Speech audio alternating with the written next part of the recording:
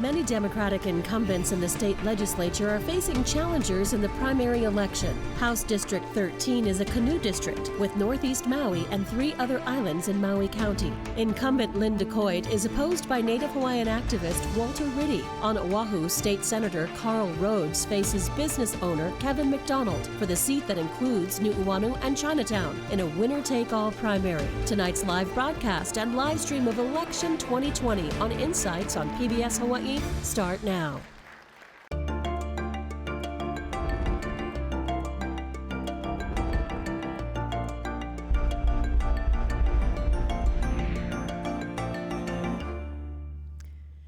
Aloha and welcome to Insights on PBS Hawaii. I'm Laura Yamada. Well, tonight we're covering 2 races in the state legislature. Both happen to be District 13. The Senate race will be decided in the primary election. The only 2 candidates running are incumbent Karl Rhoads and his opponent, Kevin McDonald. Now, on the House side, Democrats will have to vote between incumbent Lynn Decoite and challenger Walter Ritte to determine who will move on to the general election. Now, our first half hour focuses on the contested primary for State House District 13. These candidates will appear via the internet.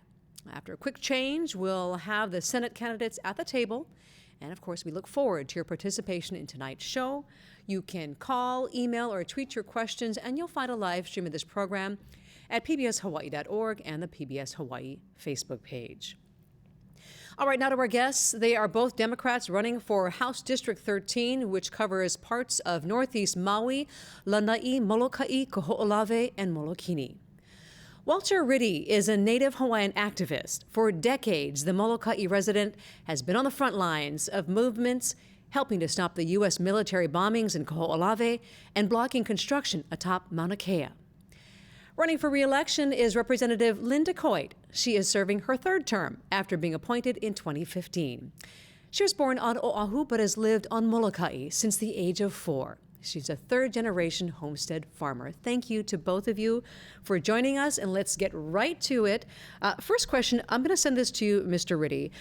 The state will need to make budget cuts to make up for lost revenue due to the pandemic. What do you feel gets cut first? Well, the saying goes, we're all in this together. So whoever's going to get cuts, it should be across the board. I really dislike the idea of going after the teachers and those kinds of things. And at the same time, giving promises that were made before and giving those guys raises. I think we should all be equally treated in how we're going to get any kind of cuts. And I'm sure we're going to have to get some cuts. To you, Representative.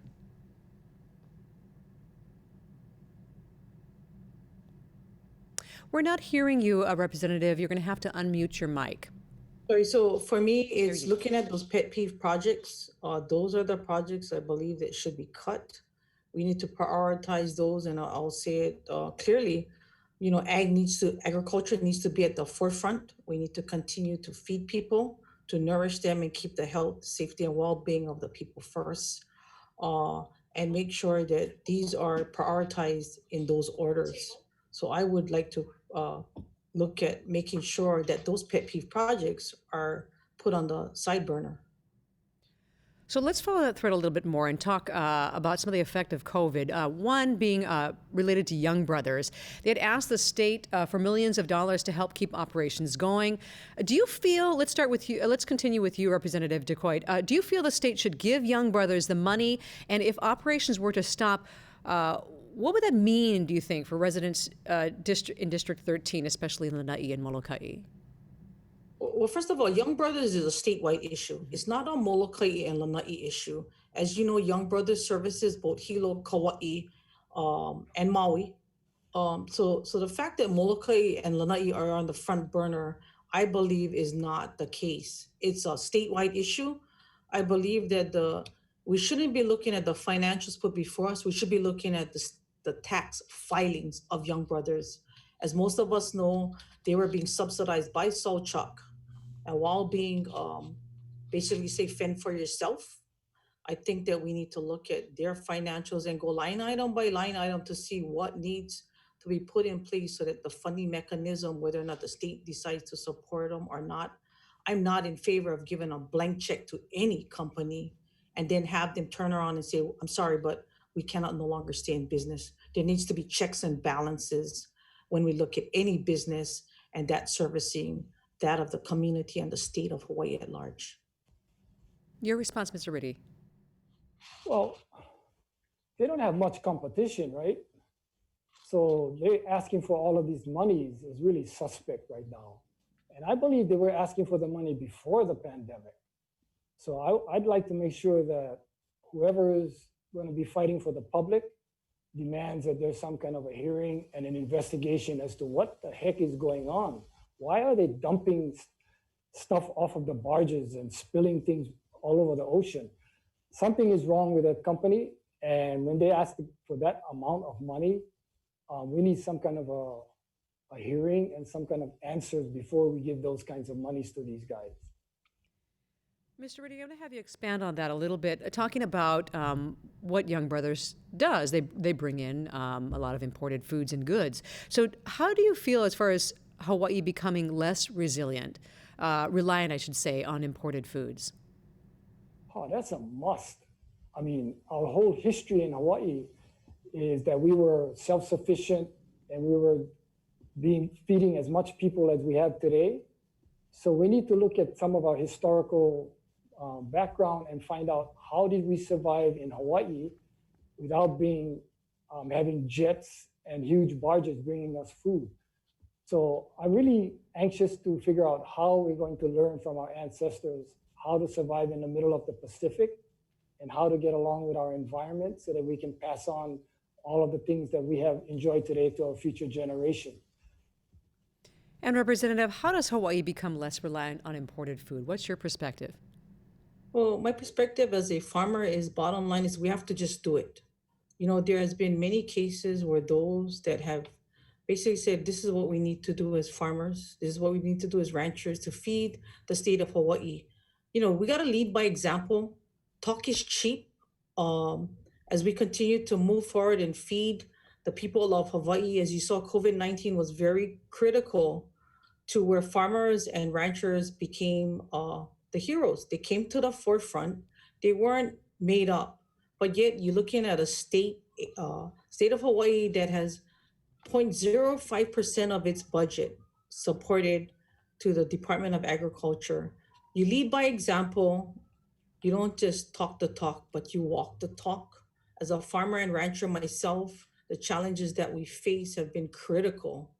But as a Native Hawaiian, DHHL has provided us with lands and water, the two most crucial things that you need to grow agriculture. You know, it's easy to talk about it and it's easy to tell these farmers and ranchers what to do, but you're given the two most important resources. We need to get out there and just get the job done. Make sure we feed the people, and 90% imports is based on a lot of those imports that we cannot grow in Hawaii. So kudos to those that are farming today, but we need to be doubling food production based on those that are willing to do the time and take the effort to work at it and treat farming as if it's a business, an entity that is created by business, and not to become dependent on funds put forward by the state of Hawaii or by counties. If you believe that your farm and your ranch can make a go of it, then you make a loan. You know, business plans are easy to draft up and be written, but what about execution? Execute the thing and make sure you can farm with the passion that most of us have today and feed the people like COVID-19. We banded together. Thank you, Representative. So let's turn a little bit here to a little bit more to COVID-19. And what's been happening because of that pandemic. So early on in the pandemic, Molokaʻi had 2 positive COVID-19 cases, states about to reopen to tourism. Do you feel there is enough being done to protect Hawaii's rural communities? And I'll have you continue, Representative Decoite. So I think there's a lot that has been provided. Basically, you know, we got to listen. I think we have a problem with listening. They call it holohe. Listen with your ears. Wear your mask, wash your hands, simple things that we've taken for granted. It's the basics that we need that would keep us safe. We need to demonstrate the respect for each other. Though it's a time when we've never thought that something like COVID-19 would impact the state of Hawaii, we need to keep it real. We need to make sure that as long as you wear your mask, if you don't have to go out, don't go out. Stay home, protect our kupuna, do the basic things of washing your hands, teaching your family, lead by example, take care of your kuleana. And Mr. Ritte, to you about the state reopening to tourists and what we need to do to protect, in particular, Hawaii's rural communities that you would be serving. Well, if you want to come to Hawaii, you can go straight to Oʻahu, you can go straight to Kauai, you can go straight to Maui, but you can't come straight to Molokaʻi. So we're really protective over here. We don't have a huge tourist industry. I don't even know if we have a tourist industry at all on Molokaʻi. And that's not by chance, that's by design.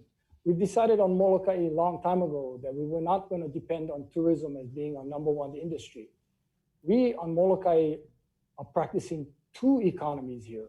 We have a subsistence economy where we go to the ocean and use our skills that have been taught to us by our kupuna, and we go into the mountains and we can have protein going either way. So the study shows that 1/3 of all of the food that we eat on Molokaʻi is coming from subsistence economy. So we really have two ways of surviving on Molokaʻi. Our goal right now on Molokaʻi is to increase the 1/3 subsistence activities that we depend on to survive to 2/3. And we're going to try and figure out what kind of jobs we're going to create in order to do that. And it's not going to be tourism. So we're really afraid of tourism because we're watching the news every night and all we see is huge jumps that's happening all over the United States because they started opening up way too early. And they got people that say the freedom of not wearing a mask is more important, and they don't like the government telling them what to do. On Molokaʻi, we're very, very accommodating to all of the rules and regulations, and we're very nervous about people coming to Molokaʻi that's coming from the United States. So we don't know how we're going to protect ourselves because we don't have enough information coming from the state. They bypass any counts on Molokaʻi or any mentions of Molokaʻi. They just keep talking about Maui County. So we get very, very nervous here on Molokaʻi. Let me kind of turn a little bit on that question. You touched on, there isn't as much tourism there, but the discussion around tourism has to do with jobs. So for Molokaʻi, both of you living on Molokaʻi, how do you feel? Is the economy fine there as it is, or should there be more development to create more jobs? If we're not looking at tourism, what should we be doing to create more jobs? Maybe I'll have you continue, Mr. Ritte. Well, we've been talking about that for years right now because we've been playing defense on Molokaʻi for the last 40 years with Molokaʻi Ranch. And what we found out is that now they're trying to sell it. So we're actively changing from a defense position to an offense position. So we've been talking about what is going to be our economy. And we're not looking at tourism as being our economy. We want to figure out how we're going to be building an economy that's going to stop all of the red dirt from going on our reefs. We're going to figure out how do we plant a forest up in Mauna Loa. We're going to figure out how do we go into our valleys in order to produce more food. We're going to figure out how the heck are we going to protect our reefs in order to stop the invasive lemurs so that we can get more production off our reefs. We're doing fish ponds in order to double the productions in the ocean. So we're looking at positive kinds of jobs. We're looking at a circular economy where we don't waste all of the foods because we're using too much land in order to take care of our waste. We're looking at trying to figure out how we're going to get young people involved in planting the forests up in Mauna Loa. We're going to be trying to figure out how to have an economy that is green and an economy that is based on aloha aina. And I want to give Representative Decoite a chance to answer that, talking about the island economy there and developing, if you feel it needs to be, developing more jobs, how to do that. So I think with developing more jobs come with, controlled development. We've been talking about it as Walter has said, you can continuously talk about it for years after years after years, but what are we doing to execute something that is liking of the community? you talk about runoff of our land. We have an abundant amount of access there that has contributed to erosion, the erosion that runs off into our ocean that has suffocated our coral reefs. As many of you know, I was the introducer of the oxybenzone bill, as well as things dealing with sewage that has suppressed our coral reefs. Looking at that, it is our subsistence fishing lifestyle that has provided food. But you have to create jobs at some shape or form. Jobs won't happen overnight. But at the same time, we cannot be on dictatorship to companies that do want to have that conversation. There's many on the island. And in order for us to keep the culture on Molokaʻi, we have to have jobs. So being that liking of the community cannot be by those that have continuously opposed some sort of small scale of business economic driver. We cannot be what is called the poting island.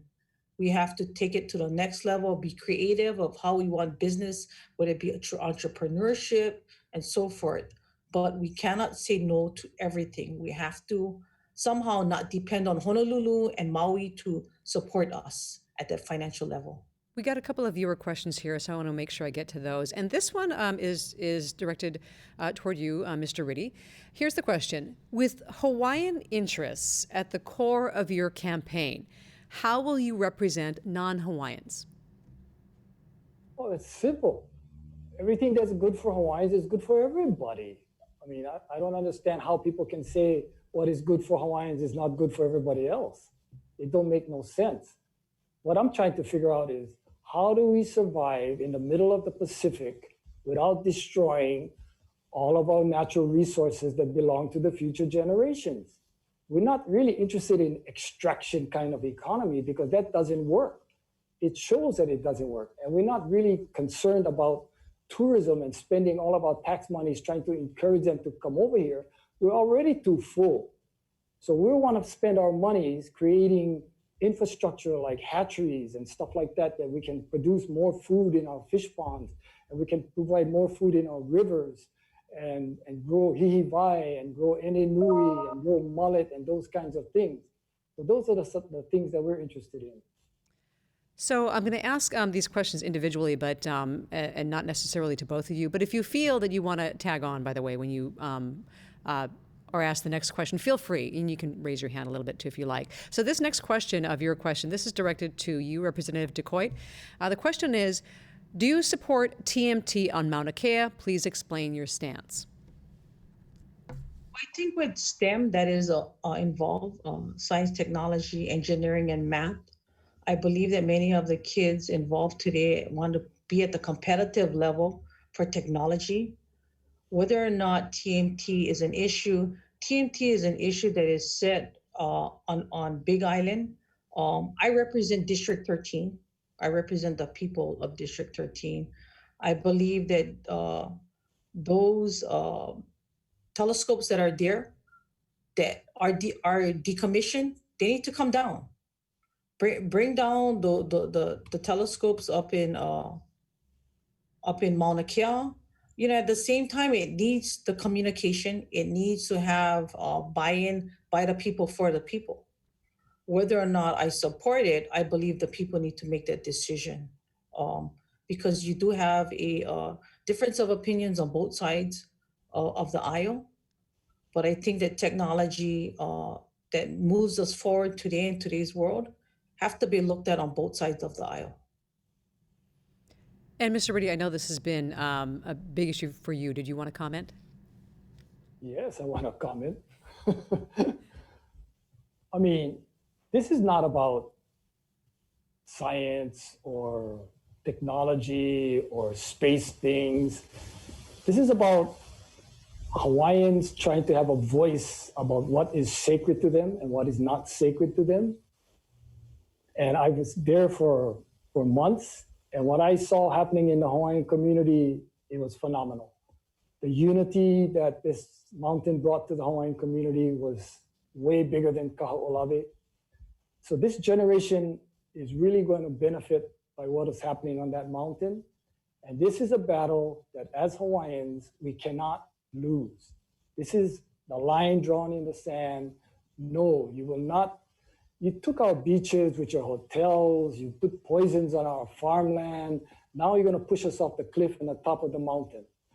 No, we are not going to allow you to take us and push us over the cliff. This is a stand in the Hawaiian community that we have taken too much and we will take no more. So again, if either one of you wants to comment on a question that was asked earlier, feel free to tag it on to your answer. But I want to ask this question of you, Mr. Ritte. You were part of the 1978 Constitutional Convention that led to the creation of the Office of Hawaiian Affairs and elected to OHA's first board. So after all these years of activism, and since then, why make a run for political office now? Because what we did, I spent months at the CONCON trying to figure out how to pass a law that recognizes the Hawaiians' rights of access in order to feed their families, in order to do religious kinds of things. And we did it. We have a constitutional mandate, Article 12, Section 7, that gives Hawaiians rights to access. And the legislature have twiddled their thumbs and done nothing to advance that. People are still going to jail today. We have to resolve all of these issues in court. We should be resolving these issues of Hawaiians' rights of access at the legislature. So that's one of the things that I want to do at the legislature is to put some meat into our constitutional rights of access for religious and subsistence activities. So, Representative Decoite, feel free to tag on to that if you want, but I also want to direct a question toward you about your family and, growing sweet potatoes and being part of the farming community for generations there on Molokaʻi. And I wanted you to expand a little bit when you touched on farming options out there for islanders and creating a larger industry in agriculture. How do you see that happening? How do you see opening up more farming options for islanders to be able to build that industry? So, you have a lot of vast land on the island of Molokaʻi. People have been awarded 40 acres, 35 acres of ag lands, 5 acres of detached lands for homesteading. We've been provided with water. People need to go out and start farming their lands. There have been numerous amounts of grants that's been provided for people to get started. There's been expertise that we use throughout the cooperative extension agents. There have been funding on new farmer programs. People need to go out and start to do the work. You have the expertise available, but you need the willpower.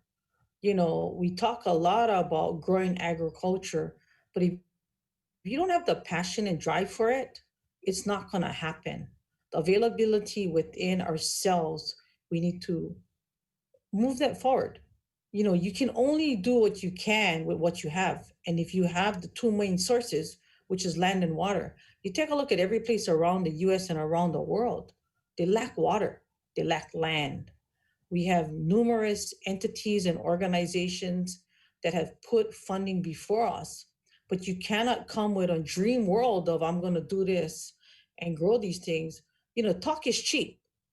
You gotta put action behind what you're going to say and not dictate to others that farm or ranch on how to do their business. So really put a little bit punch behind what you're going to do, not just talk about it. That's how we feed people. And we need to start with grassroots. Get your water sources in tune and your farming in line to feed people and take care of the aina. So we have a couple of minutes left, and I want to just... Can I comment on that? Go ahead, Walter. Yeah, this pandemic has shown us that agriculture is the #1 issue in Hawaii, not tourism. So why is the legislature giving less than 1% funding for the DOA? And why are they giving just 1% funding for the Department of Land and Natural Resources to protect our resources? This thing needs to be turned upside down, and agriculture needs to be really respected and funded in the right way. And we've got about a minute and a half left, so Representative Decoite. I'd like to just say, dealing with urban Honolulu, it's hard to allow people to understand when you have food that lands on your shelves here in Honolulu. Coming from outside looking in, it takes somebody that has expertise to then educate people. And I think COVID-19 has proven well when farmers from around the state of Hawaii stepped up to the plate. I hope this is an opening and an eye-opening situation for the legislature to take a look at what's happening around the world, and now to look and injecting funds to put agriculture at the forefront. But it doesn't just mean to put agriculture at the forefront. You cannot just have somebody there within the Department of Agriculture that doesn't fight for farming and the agriculture needs. You need somebody that knows exactly what they're doing and to have that plan. You're dealing with one body of 76 people in this legislature. You're not dealing all with farmers. Now, we've got about a little less than a minute, so about 20 seconds left for both of you for some final thoughts. Mr. Ritte? Some final thoughts? Already? Oh, we're just having fun here. I'm a community organizer. I've been working outside of the system all of my life, and I'm really anxious to take my skills into the legislature. And I'm hoping to bring with me all of the friends that I've made over the years, organizing all over the state of Hawaii. Because I know if I get in there, I'm just going to be one vote, and I'm going to need support from people. So right now I'm saying, hey, I want to get into the system. I've been outside the system. I'm so sorry. I have to give Representative Decoite 20 seconds. I'm so sorry. Okay, I'm sorry. It was 20 seconds. Sorry, Lynn, I didn't mean to. Go ahead. No worries. And I think that's what we can agree on is that, being from Molokaʻi, it's not status quo. I consider working with everybody. I've always had an open door policy. When all is said and done, I think the best interest at heart is to serve the people, bringing in over $680 million into District 13. You need more information. Take a look at votelyndecoite.com and come election. Time flies. Thank you so much to both of you. Mahalo to you for joining us tonight. And we thank our guests, State Representative Lynn Decoite and Walter Ritte. All right, we're going to return in a few minutes to hear from the candidates for State Senate District 13. In the meantime, please enjoy this Hiki no story from Mauna Kea High School students. We'll be right back.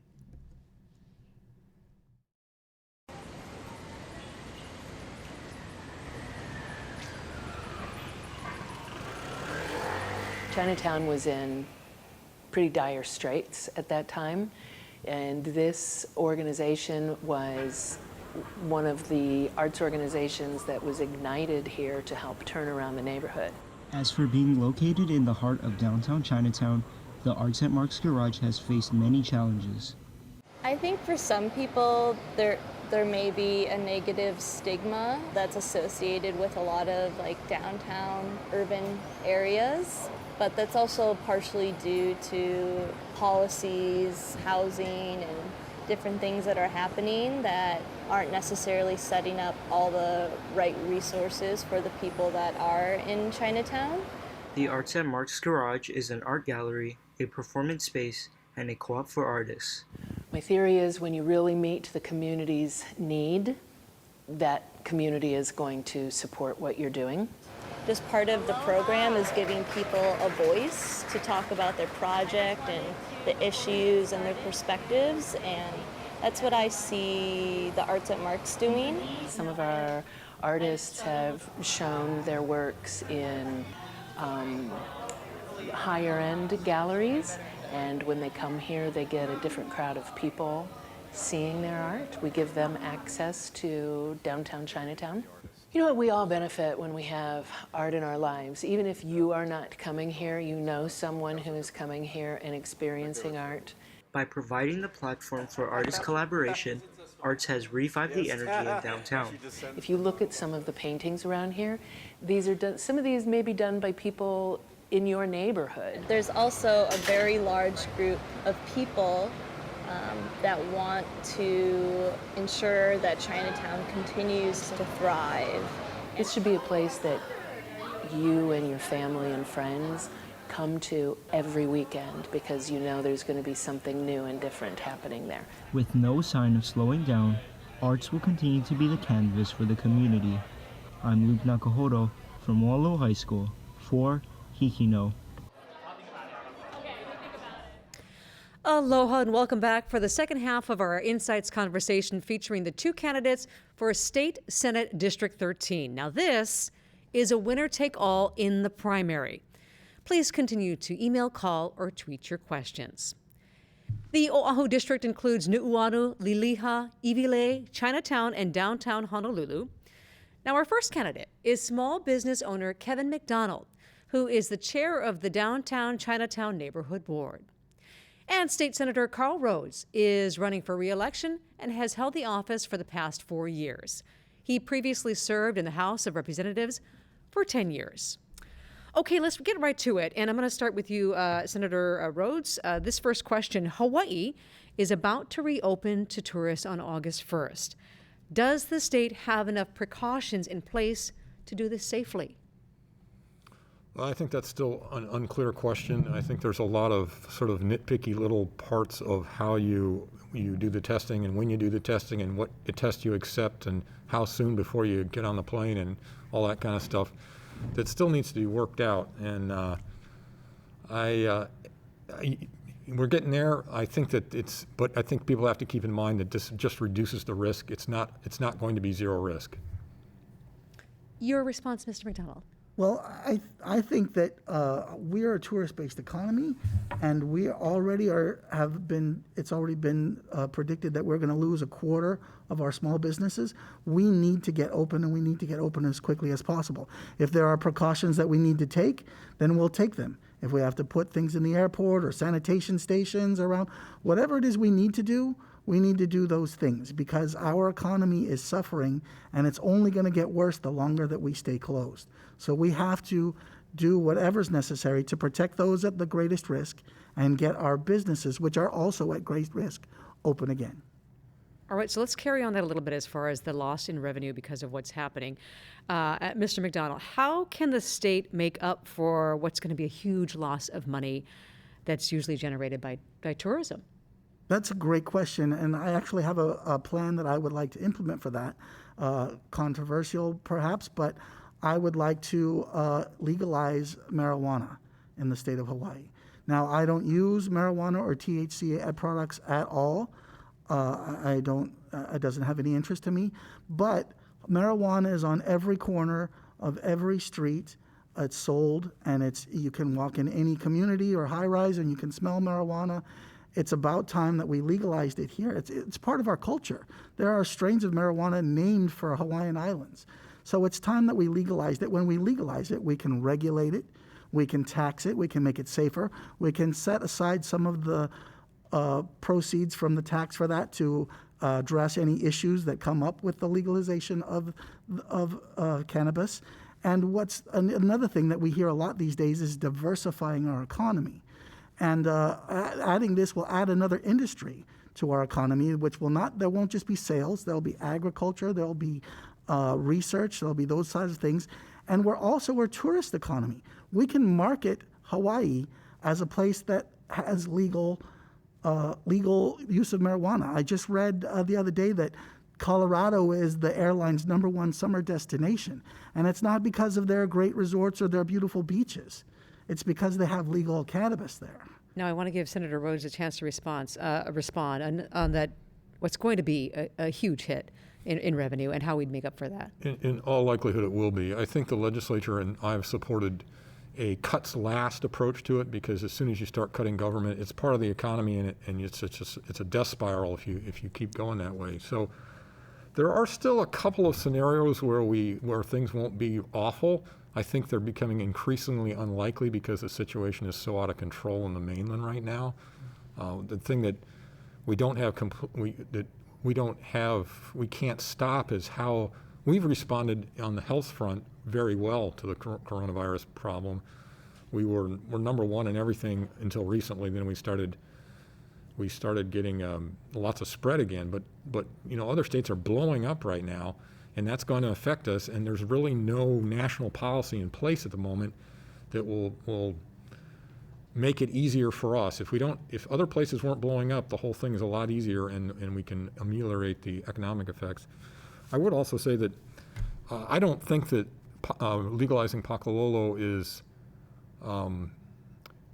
Well, I'm the only committee chair in the legislature that I'm aware of that's ever moved a recreational pakalolo bill out of my committee, and it died at the next committee. But I actually agree with Mr. McDonald on that issue. But I think if you look at the revenue projections from doing that, it's nothing close to what you'll need to cover the losses we will take if things keep going the way they're going and the way, the premise to your question.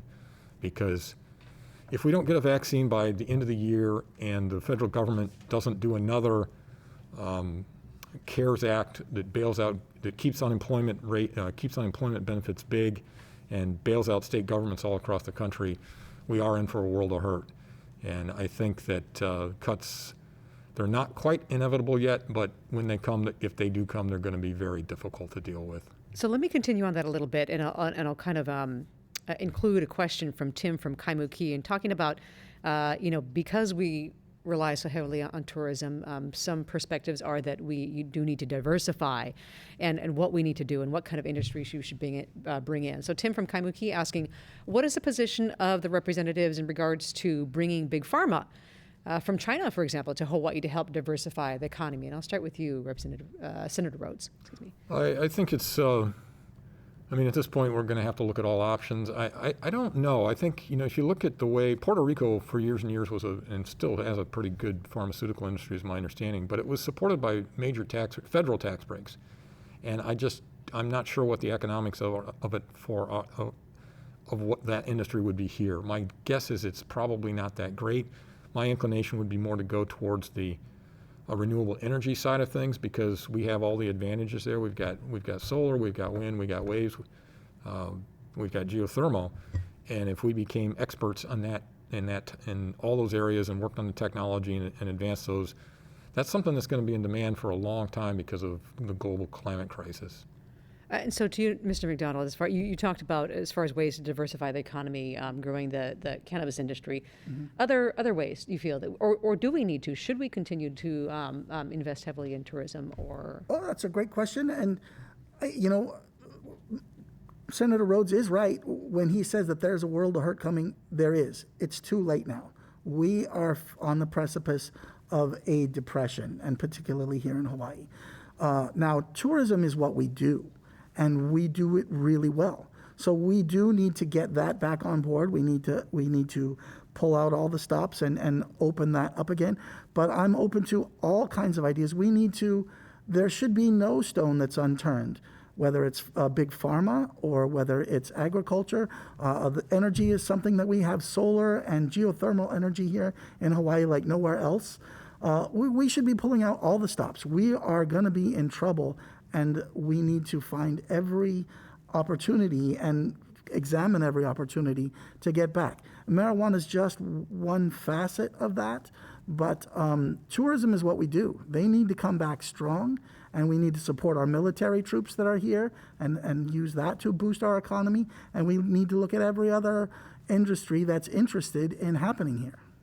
So continuing, and we'll continue with you, Mr. McDonald, talking about the hit we're taking in our economy and the people that are going to be affected the most, but really the entire population. But when we think about the homeless situation that we have here and the people that are on the verge of that, how would you address that? And this is also a question from Collins from Mauna Kea about what you're going to do about the homelessness in our district, particularly visible in areas like neighborhoods like Chinatown and Iwilei. Well, first, let me say that there probably will be an increase of homeless due to the virus and economic problems that have come with it. And one of the proposals that I have on my website is that we need a rent and mortgage relief program. We can't ask the government for much more money. They're already in debt. But we can introduce a program where landlords are required to give relief to businesses and to residents who have the government has forcibly taken away these people's ability to earn their living. And it's forcibly taken away businesses' ability to open and generate revenue. And on July 1st, the fourth month of rent was due. And the governor very generously said there will be no evictions, but he hasn't done anything to abate the building up of those back rents. And soon the landlords are going to be demanding 4 months of back rent. and more businesses are going to close, and more people are going to be forced on the street.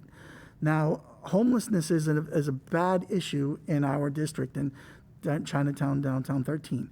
And we do also need to take a harder line with that. But when I talk about this homelessness, it's a different kind of homelessness.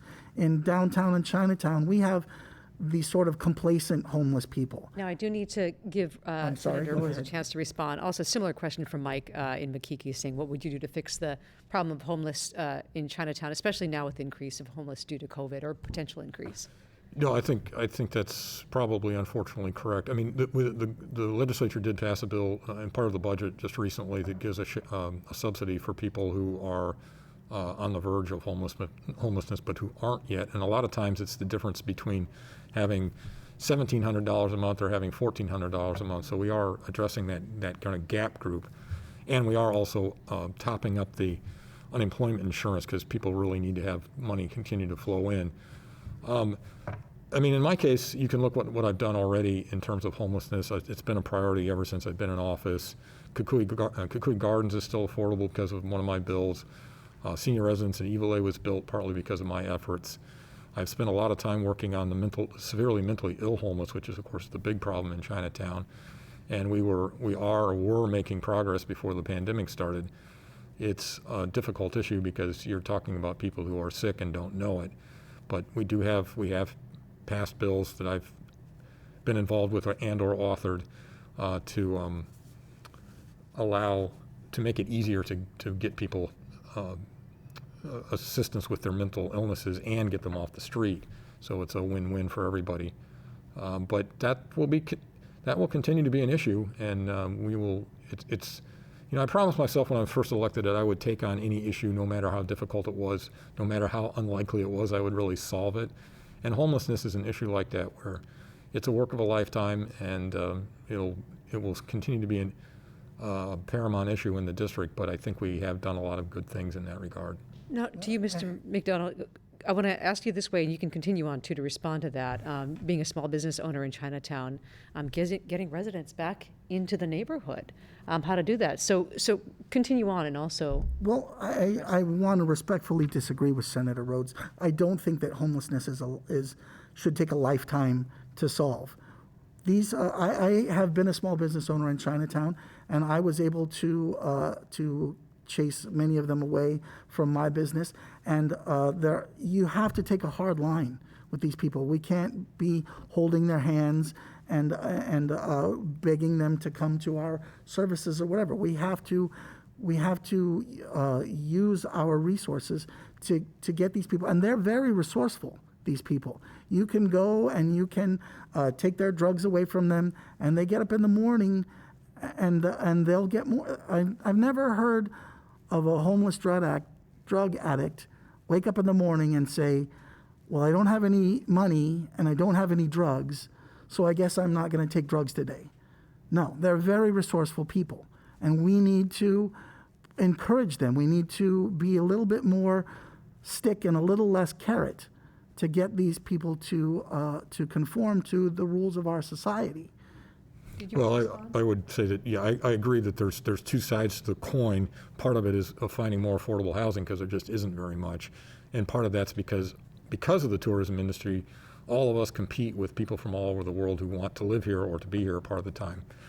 But I did pass a bill that made it illegal to urinate or defecate in public. I passed a bill that said you have to leave 36 inches on a sidewalk so people in a wheelchair can get by. I've passed bills to make it so that it's an enhanced penalty if you get caught stealing multiple times. And the problem but it's really only addressing the symptoms. The real problem is mental illness, drug abuse. And if we don't address those issues, nothing's going to change because, again, I agree with Mr. McDonald. If you're a drug addict, you're going to try to find drugs. And until you address that underlying concern, it may not be in Chinatown. We might chase them to Iwilei or we might chase them to Salt Lake. And in fact, one of the reasons it's as bad as it is in Chinatown, I think, is because they've been chased out of Waikiki. But they're going to go somewhere. They're not just going to disappear. So I think you have to approach it from both sides of both enforcement and getting to the root of the problem. If I may, I'm glad that Senator Rhoads brought up something that he brought up there, because at another community organization meeting, I had the chance to confront Senator Rhoads about the urination and defecation that happens in Chinatown. And I don't mean to be, rude on TV like this, but we have a real problem with that. And I asked Senator Rhoads, I said, what are we doing? What's happening about the continuous every day? As soon as you cross River Street, you can smell it. And I said, what are we doing? And he said, I passed a law. I made it illegal now. Well, it hasn't done anything. In fact, it's gotten worse. And we need to enforce these laws. And we need to be more aggressive. We need to take steps to stop these things. That's what the legislature does, is pass laws. We're not an enforcement agency. So now, it's better than not having a law, because if you don't have a law, then they can do it and there's nothing you can do about it. You're the chair of the Judiciary Committee. And I have a staff of 2. We're not an enforcement agency. As chair of the Judiciary, you can pass legislation that will help the prosecutors and the judges better enforce the laws, not just pass the laws. And we know that's true. I have. I gather this could take up the rest of the 15 minutes that And we have, but I want to get to a few more questions. Sure. One question, kind of on this thread actually, about bringing back the idea of tent cities in Ala Park like we had before. Either one of you in support of that? I'm certainly not. I mean, it was a disaster. There was all kinds of problems with the crime there. It just moved the crime from one place to another, and it moved it into an area I represent. And I don't think Ala Park has ever really recovered. I think the idea of tent cities is very difficult, because you still have the enforcement problems. You still haven't gotten to the root of the problem, which is generally substance abuse and mental illness, or some combination. Now, I definitely agree with the senator. Ala Park is not the place. I do also, I'm not some sort of a tyrant that is against homelessness. This is still the United States, and if you want to be homeless, you have the right to live homeless. I think there should be an area set aside, and I'm sorry, at this time I don't have a suggestion of where that should be, but we should have a place, or maybe a couple of places, where people who choose to live that lifestyle can live that lifestyle. And if they want to live off the grid, if they want to do their thing, and there can be services available close by, there are lots of services that help the homeless, and we can have those people set up nearby these communities. We can give them a place to live the lifestyle that they choose, or the lifestyle that they have found themselves in, and recover, hopefully. But Ala Park maybe not be the place for that. Let me pivot a little bit here to get to a couple of questions here. This is from Kevin in Aiea, and this is a question talking about other options to inject revenue into the state. He asked, how about legalizing gambling in Hawaii to help the economy? Maybe I'll send that to you, Representative. I've always been opposed to it. I think that we are a family-friendly destination, and I think it fundamentally alters the kind of destination we are. And going back to some of the stuff that we talked about before, tourism for the foreseeable future is going to be a very important industry. And we talk about diversification, but tourism is still going to be important. And I think it fundamentally alters the dynamic of that tourism, the kind of tourists you get. So that's my main concern about it, and why I've been opposed to it. Your response? I think that's a great question, and something that we should address. You can see on my website, I think that maybe baby steps approach to this is good. I have put on my website that I think that we should introduce a state lottery. Our schools are really suffering. Some of them are still not air conditioned, and our schools are ranked in the bottom 3 in the nation. And we can introduce a state lottery that will introduce gambling to Hawaii, and we can see how it goes. If there's a problem, maybe we can cancel the program or whatever. But introducing a state lottery will help us introduce gambling, and also I think really help our suffering school system. So I would, and then if it goes well, maybe we can think about offshore gambling or something like that to introduce gambling in Hawaii. Because who's going to go to Las Vegas when they can come to Hawaii? All right, so here's a question from Lisa in Kailua, and I'll send it to you, Mr. McDonald Foods. This has to do with food security. What are your thoughts on agriculture and producing food locally instead of importing? Well, I think this is a great idea, and part of the big tag word right now is diversify. And so earlier when we were talking about the economy, we already have really good agricultural programs in Hawaii, and I think we can expand on those. And if there's anything that Hawaii can do to encourage farmers and other agriculture industries to come to Hawaii and start their businesses or take a chance out here. We have Kona coffee and Maui onions and flowers of all different kinds. I think this is something that we can encourage, and as much as tourism is what we do, and we need to get back to that, there's no reason why we can't look other places as well. Your response, Senator Rhoads?